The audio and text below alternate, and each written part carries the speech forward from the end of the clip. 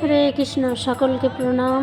সকলে দর্শন করুন শ্রীধাম মায়াপুরের এই মনোমুগ্ধকর সুন্দর দৃশ্য। এটি শ্রীধাম মায়াপুরের ভাগীরথী গঙ্গা জগৎ পাবনী মন্দিরের পাশে। তো মৌনী অমাবস্যাতে গিয়েছিলাম এই গঙ্গা তটে, এবং আমাদের এই গঙ্গা থেকেই পঞ্চবেণীতে যে মহাস্নান, মহাকুম্ভ, মহাকুম্ভ, কারণ এই পঞ্চবেণীতে মহাপ্রভু সহ সমস্ত বৈষ্ণব ভক্তবৃন্দ তারা স্নান করেছিলেন।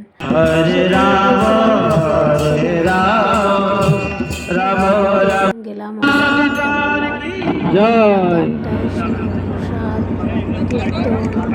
সঙ্গ। এটাই হচ্ছে ভক্তি জীবনের সব থেকে বড় পাওয়া। হয়তো মহাকুম্ভে প্রয়াগরাজে যেতে পারিনি, কিন্তু এই সমস্ত শুদ্ধ ভক্তদের সাথে গিয়ে মৌনী অমাবস্যাতে যে পঞ্চগুণে স্নান করলাম, সেটাই আমার কাছে মহাকুম্ভের স্নানের সমতুল্য। সকাল সকাল প্রসাদ, সুন্দর ভক্ত সঙ্গ, স্নান, এটা গৌরাঙ্গ সেতু।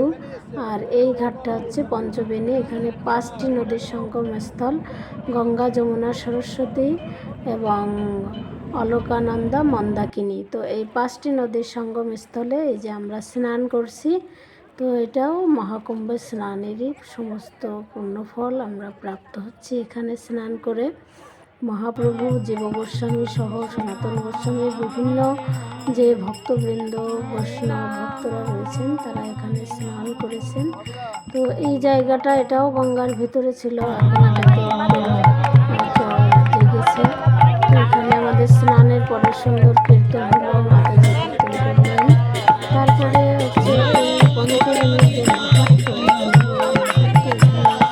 বর্ণনা করছেন, আপনারা শ্রবণ করবেন।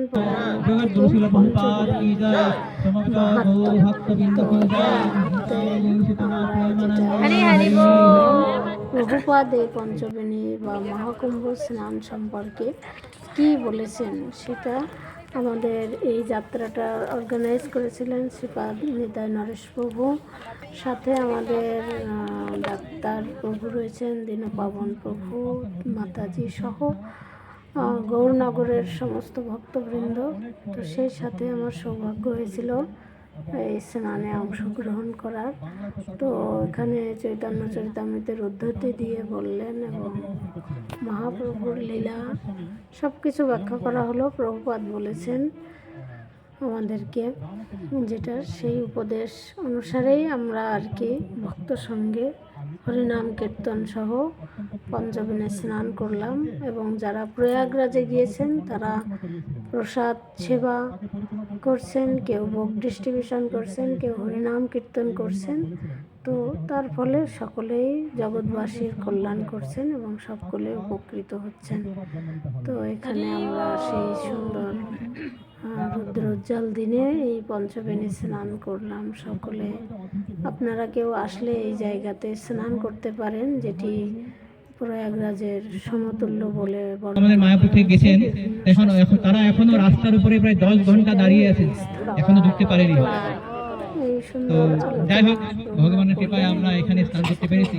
কিন্তু মূল ব্যাপারটা হচ্ছে শিল প্রভুপাদ এই যে কুম্ভ মেলাতে স্নান করা নিয়ে খুব একটা গুরুত্ব দেননি, যদিও এটা অত্যন্ত একটা শুভ মুহূর্ত। কিন্তু প্রভুপাদ এইটার উপরে গুরুত্ব দিয়েছেন যে ভক্তদের জন্য এইটার কোনো বিশেষ একটা মাহাত্ম্য নেই। কেন মাহাত্ম্য নেই? কেননা ভক্তরা প্রতিদিন হরিনামামৃত, হরি কথাতেই প্রতিদিন ডুবে থাকেন। শাস্ত্রে যেটা বর্ণনা আছে, এই মুহূর্তে বা মহাকুম্ভ স্নানে যারা স্নান করেন, তাদের অখিল জন্ম জন্মান্তরের যে পাপ, সেটা নাশ হয়ে যায়।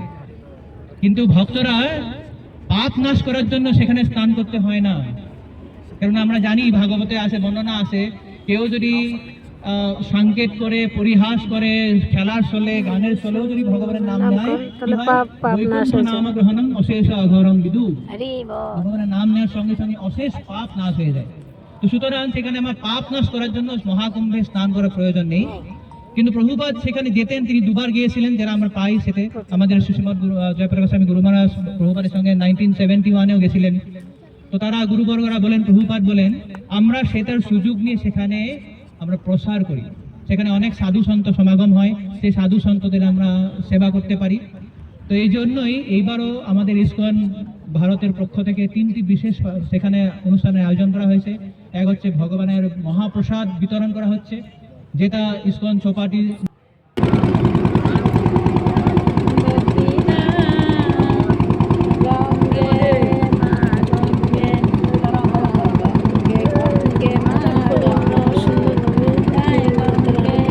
পূজা নিবেদন করে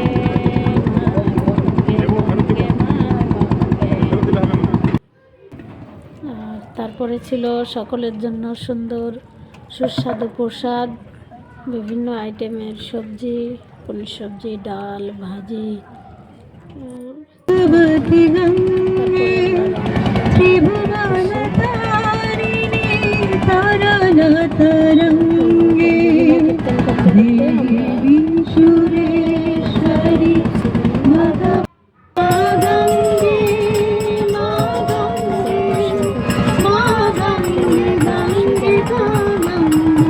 যারা মহাকুম্ভে যেতে পারছেন না,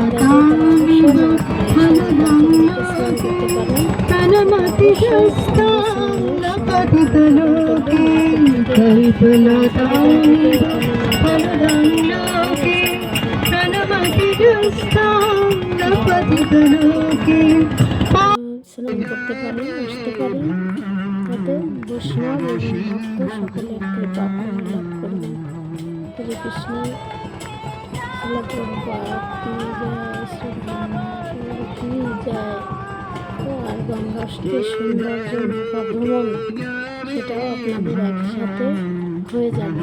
তো অবশ্যই আপনারা লাস্ট আগস্টে স্নান রয়েছে 26 তারিখ, সেদিন আপনারা আসতে পারেন, এসে এই সুযোগটা সকলে লাভ করতে পারেন। আর এটা হচ্ছে ত্রিবেণী সঙ্গম, যেটা এই জায়গাটাতে দেখুন গঙ্গার জল এবং ওই পাশের জল, দুটো জল সম্পূর্ণ এটাকে ত্রিবেণী সঙ্গম বলা হয়। আর এটা হচ্ছে পঞ্চবেণী। তো এই সমস্ত দৃশ্যগুলোই আপনারা উপভোগ করতে পারবেন যদি এইরকম আপনারা সুন্দর বুকে করে গঙ্গায় স্নান, পঞ্চবেণী স্নান উপভোগ করতে পারবেন। হরে কৃষ্ণ। শিলা প্রভুপাদ কি জয়।